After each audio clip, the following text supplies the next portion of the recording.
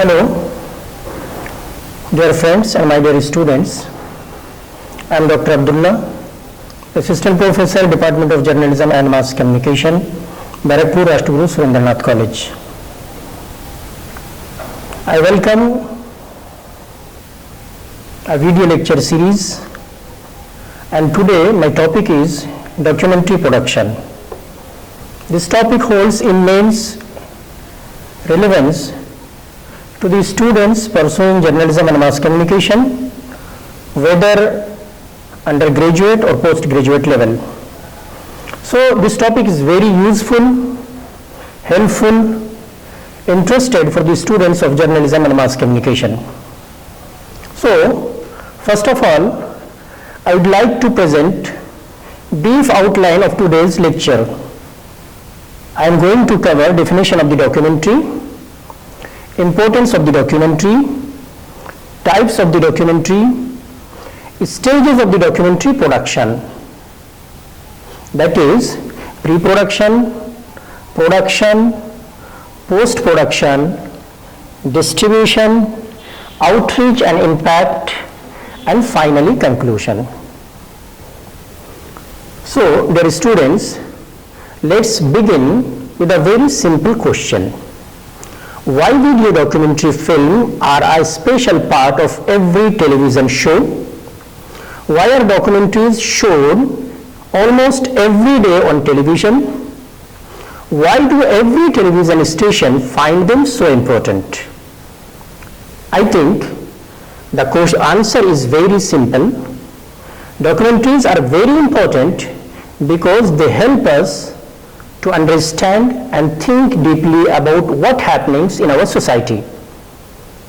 Documentary film used to teach us things, make us happy, tell us about the news, and keep us interested in watching television. When you say documentary film, it means a type of movie that is real, not made up. It's part of a category of films, and it's one of the most common ones shown on television worldwide. People like to watch documentary films because they are about real things that happens in the world. A video documentary is a movie that tells us about real stuff. Video documentary production is like making a movie that tells a true story. Instead of actors, it uses real people and events. The goal is to share information, educate, or tell a compelling story about something real. It can be about anything: science, politics, history, sports, art, or things happening in our society. Unlike made-up stories, in movies, documentaries show us what's going on with real people and real places. Documentaries have been used as a tool for social change, advocacy, and activism.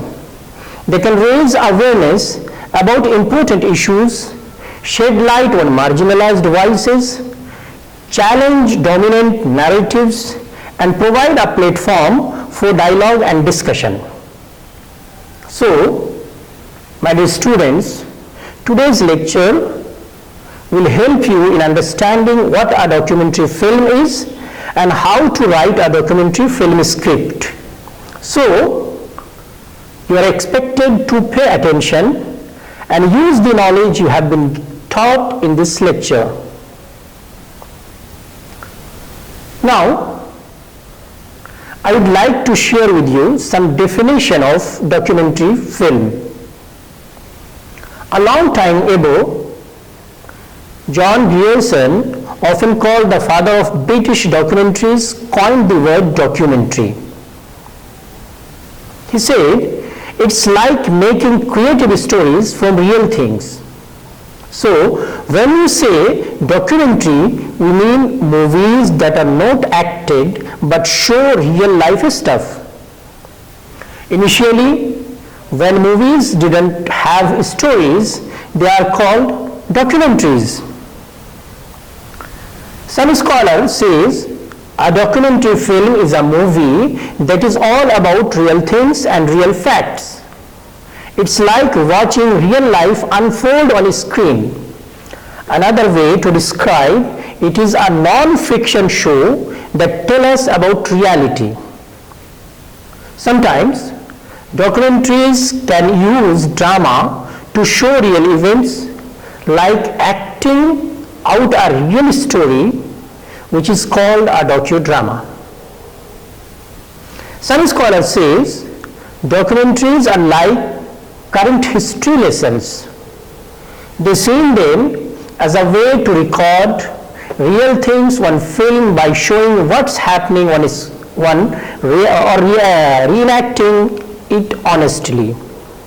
The main goal is to make a thing, feel and understand more about the world, whether it is about money, culture, or how people relate to each other. So, documentaries are cool stories that teach us and help us see things differently. Now, question arises, what are the purpose of documentary? Why documentary films are being produced? Documentary films are not just made randomly or for fun. They are carefully planned and organized to tell us something important. Every documentary has specific goals or reasons for being made. So, some important cause or reason behind the documentary film production are raising awareness. Imagine documentaries as a flashlight shining on important things that may not be in the spotlight. They talk about issues that don't always get attention in the news. So, one big goal is to make people aware of social, political, environmental, and cultural things happening around us. It helps us understand these topics better. And second important purpose is education. Documentaries are like treasure chest full of information. They cover a lot of subjects like science, history, art and culture. Watching documentary is like going to school, but it's fun. They show us different perspectives and teach us many things. And third important purpose is preserving history. Think of documentaries as time machine that capture important moments and traditions. They make sure we don't forget the past. By watching documentaries, we can learn about historical events and cultural practices, so they are not lost as time goes by. It's like keeping a special album of memories for the future. Another important purpose of the documentary is advocacy. Documentaries are like megaphones for making the world better. They can show when things are not fair, talk about people who need more attention, and encourage us to do something about it. So, one big job for documentaries is to speak up for fairness and inspire us to make positive changes. And last but not least is entertainment. Imagine documentaries as exciting stories that also teach us something. They are like watching a cool movie that is real. Documentaries can be super interesting and draw us into a topic in a way that regular shows can't. They make learning fun and give us a different way to look at things. Now, it is very important to know the types of documentary. According to Koga, there are 5 types of documentaries: naturalist documentary, realist documentary, newsreel documentary, propagandist documentary, and cinema verite. What is naturalist documentary? This type of documentary shows real life event without any interference from the filmmaker. It aims to capture moments or social situation just as they are, without any manipulation. Naturalist documentaries use the beauty of nature, like mountain, rivers, and forest, to evoke feelings. They make drawing and symbol to showcase these natural wonders. Famous film in this category include Nanook of the North. The main goal here is to simplify, depict nature in its true form. In 1922, a man named Robert J. Flaherty made a film called Nanook of the North. This film is like a window into the daily life of the people in Nanook. Nanook is a place in Canada with cold and icy areas. The movie shows a strong person and his family who live in this tough place. They face challenges from nature and they move around to find food and place to stay, just like nomads in India. People really liked how Flaherty made this film. He used his creativity to show real life situation, and this made him famous. Others like John Grierson and Walter Ruttmann were inspired by Flaherty and started making films about real things happening around them. Flaherty's way of making film became very popular and well known in the world of documentary filmmaking. Another important type of documentary is realist documentary.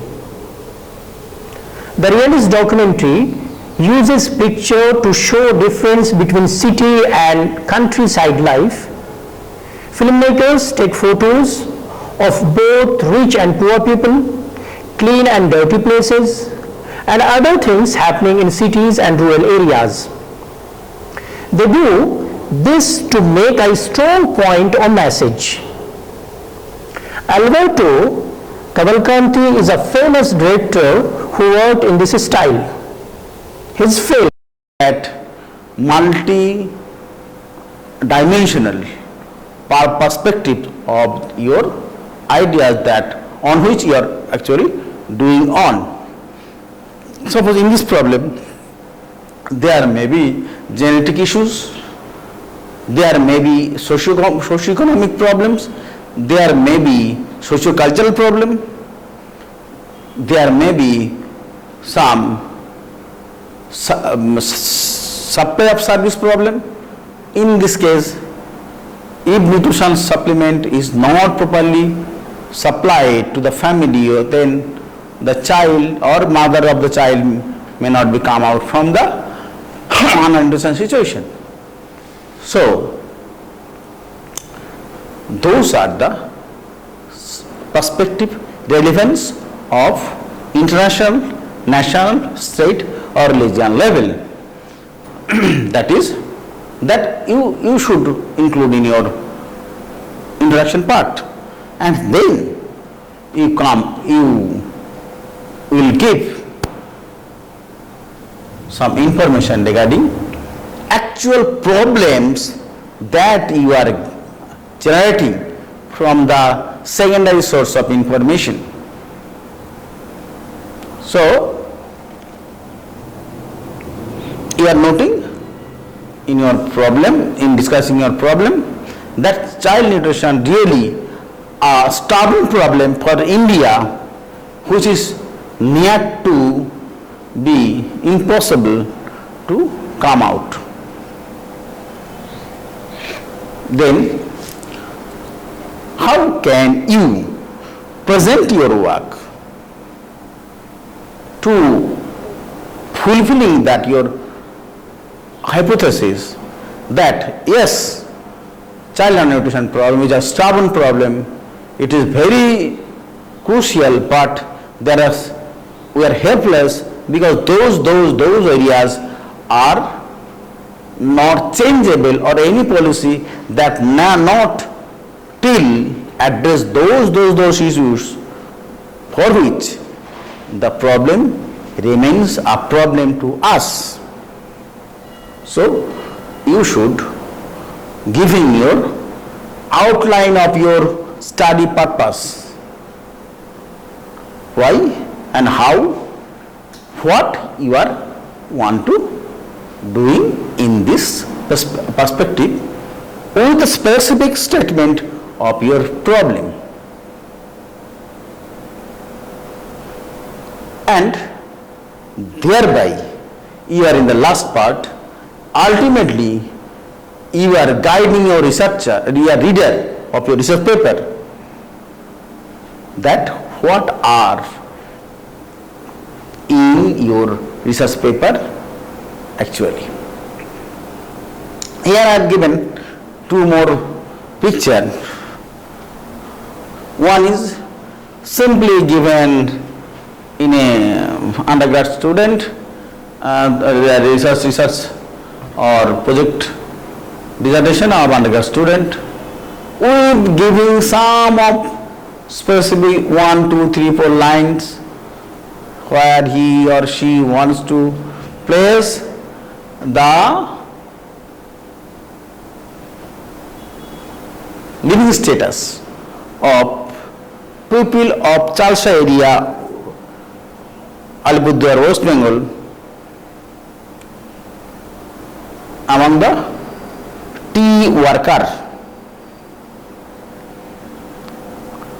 So here I have given only some 3 or 4 lines about the standard of living, and second one family standard of living, and third one is again family standard of living, and fourth one is the Chalsa, specification of the area, Chalsa, why Chalsa, not given here, and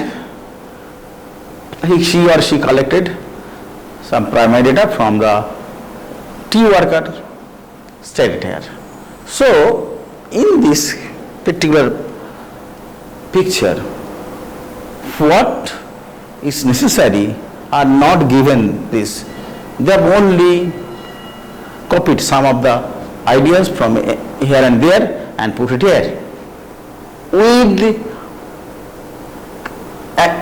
actually casual form. But if we want to get a good introduction, then there should be a specification of paras, different paras with different board areas. Suppose in our example of child malnutrition, we should place what are the situation of child malnutrition. Firstly, what are the link between child nutrition problem and the growth theories and all other economic theories or nutrition theories or social theories, sociological theories. What are the mother problem and what is your problem? There should be linking, and that should be placed into one or two paras, and then go to the relevance part, and step by step you can get the idea, you can give the idea of your total research paper. So we should keep in mind, we should place our introduction part formally so that your reader can have sufficient idea that you are placing in your research work. Then literature review. It is the second component of the body of content, main body of the text of your research paper or project dissertation. Why important? Because in introduction you have given some ideas that actually you have conceived from your knowledge that you have acquired from your curriculum or from your interest area that have already explored by some other in different journal, different report, and now you have to place those ideas in your words, placing the note that from which you can get those specific ideas with respect to different topic that you have synchronized in your introduction part. So keep in mind what is the thing of introduction, what is the linkage of introduction to literature review. Those are actually literature review, but the support of your introduction, that just like a garland, multicolored garland. In preparing a garland, if you have used different flowers, multicolored flowers, then there must be some specification. After it there is white or blue or other, you should place in specific format. If you place without maintaining any format, then it should not be good like that. So to have a good garland, you should put different flower flowers in specific format, one by one, after one color, then other color, etc. The literature review part, in support of introduction, you have to place just like that. Keeping in mind your ideas you are placing by using different flower from different researcher, ideas of different researcher, and put them in a specific format towards your end of view, what actually you are placing. So in placing literature review, what you have placed in introduction, you use the ideas what you have gained from literature, actually placing in presenting the good formation of your views to present to the reader. Literature review part can be in different form. As I have told before, in introduction, you are placing your ideas thematically. Firstly, it is a link with the mother theories or mother subject. Second, you are doing this, what? The national, international relevance. Similarly, in literature part, you can also put in support of your introduction some of the ideas of literature that has already explored by someone. So it has different form. If it is done like that, then it is called thematic literature review. Thematic. One theme, literature content with that literature that have evolved or that have explored in different time period with respect to particular theme. That is, say, your ideas, your research work with the present with the mother theories. Some of the literature that have already explored with respect to that, you should put under this theme.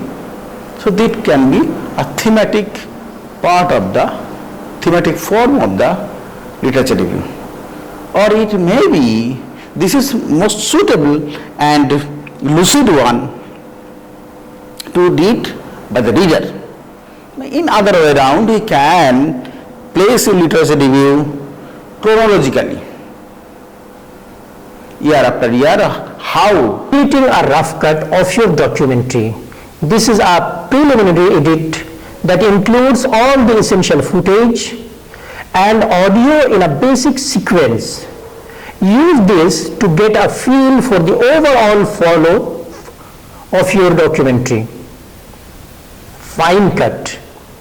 After the rough cut, it's time to create a fine cut. This involves refining the sequence by trimming clips, adjusting the pacing and adding transition. Focus on creating a clear and engaging narrative that tells your story effectively. Then sound design. Sound design is an essential part of post-production for a documentary film. This involves adding music, sound effects and ambient noise to enhance the overall experience. Ensure that your audio is clear and well mixed to create a professional and engaging final product. Color correction, title and graphics, final cut. These are also very important.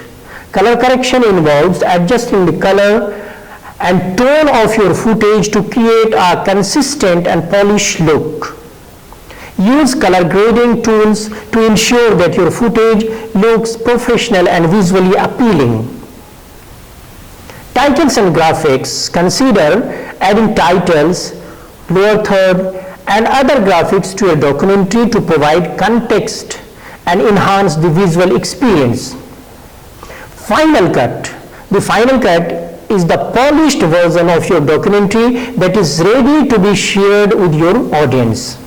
Ensure that you have checked for any errors, typos, or technical issues, that your final product is of the highest quality possible. And now, the very important stage is distribution. And I think it is very critical part of the documentary production process, as it determines how your film will reach its intended audience. Here, I would like to mention some key distribution options for documentary filmmakers. Number 1, film festival. Number 2, theatrical release. Number 4, broadcast television. Number 4, streaming platform. Number 5, educational distribution. Number 6, community screening. Film festivals are a great way to showcase your documentary and generate buzz. Submit your film to relevant film festival and take advantage of opportunities to network with industry professionals. If you have a larger budget and a high profile documentary, a theatrical release may be a viable option. This allows you to screen your film in a theater and generate revenue through ticket sale. Broadcast television. Traditional broadcast television remains a popular distribution channel for documentaries. Submit your film to relevant networks and cable channels to reach a wider audience. Streaming platforms like Netflix, Amazon Prime are very popular distribution channel for documentaries in recent years. Submit your film to these platforms and take advantage of the potential for wider exposure. Educational distribution. Educational distribution involves selling your documentary to schools, universities, colleges and libraries. This is a great way to reach an academic audience and generate revenue through licensing fees. Community streaming. Community streaming involves hosting public screening for your documentary in theater, community center and other venue. This can be a great way to engage with your audience and create a sense of community around your film. The key to successful distribution is to know your audience and choose the right channel to reach them. Consider your budget, goals and target audience when deciding on your distribution strategy and take advantage of multiple channels to maximize your impact. By effectively distributing your documentary, you can create a lasting impact and generate positive social change. Another important aspect of documentary production is outreach and impact. Outreach and impact are essential components of documentary filmmaking as they determine how your film will be received and its potential to create change. So, here I am going to mention some outreach and impact. Develop a marketing strategy. Engage with your audience. Use outreach to create change. Use your documentary as a tool for social change by partnering with relevant organizations and activists. This can help you amplify your message and create a meaningful impact in your community. Measuring the impact of your documentary is critical to understanding its effectiveness and making future improvements. Use metrics, website traffic, social media engagement and attendance at screening to know the impact of your film. Create educational materials. Create educational materials that can accompany your documentary and help viewers deepen their understanding of the issue you're exploring. This can include a study guide, discussion of the issue you're exploring, question answer session and recommended reading materials. And finally, last but not least, follow up. After your documentary has been released, follow up with your audience to stay engaged and continue the conversation. This can include sharing updates, hosting events and collaborating on future projects. By maximizing outreach and impact, you can create a lasting legacy for your documentary and drive meaningful change in your community. Focus on building a following, creating partnership and engaging with your audience to create a powerful impact and bring your message to a wider audience. And finally, coming to the conclusion, documentary production is a complex and multi-stage process that requires careful planning, attention to detail and creative vision. Whether you are making a short form or feature-length documentary, the key success lies in developing a compelling story, capturing high-quality footage and audio during production, and refining your content during post-production. Through pre-production, production and post-production, you can create a documentary that engages and informs your audience. With the rise of streaming platform and online distribution channels, there has never been a better time to produce documentaries that explore important topics topics and issues. Documentary production can be challenging but rewarding process.